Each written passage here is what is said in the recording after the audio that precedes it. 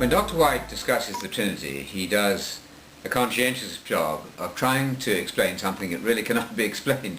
Once you say that the Father is Yahweh, and you go on to say that Jesus is Yahweh, you're talking about two Yahwehs. That's our common language. This is a chair, and that's a chair. Doesn't make one chair. So at the moment somebody says Jesus is Yahweh, or Jesus is God, he's implying two gods or two Yahwehs, certainly two Yahwehs, because 1 plus 1 makes 2. It will not make 1. And Dr. White is very careful to explain this for us on page 27 of his Forgotten Trinity book. He says we must not muddle up the X's and the Y's, the who's and the what's. We can say 3 who's is equal to 1 y, but we must not say 3 x's is equal to 1 x. However, since the Trinity itself is a contradictory principle, a contradictory theory, he is unable to avoid his own trap when we get to page 132 in the very same book. And I recommend this book if you want to try to understand how some Christians work out a Trinitarian dogma. This is a very thorough discussion. But on page 132, he's talking to Jehovah's Witnesses and explaining how he deals with them.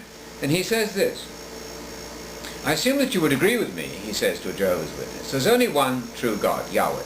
And they'll say yes. Or as you pronounce it, Jehovah. It's the same thing, Yahweh, Jehovah. And he says then that Yahweh refers to all three together. The triune God is Yahweh. Then he says, we can agree, I assume, that the Father is identified as Yahweh, Jehovah. But I believe the Bible identifies Jesus as Yahweh as well. Now there we have the contradiction. We now have the triune Yahweh, all three together, and we have each member of that Trinity being called Yahweh too. That's 3 x's is 1 x. It won't work.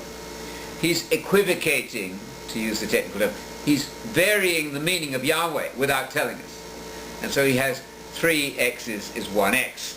Unless he's going to turn around and say Yahweh means this when I say an x, and Yahweh means something else when I mean a y. But he'll have to unpack all of that for us to make himself clear. Otherwise, this is sheer contradiction. 1 plus 1 will not make 1, ever.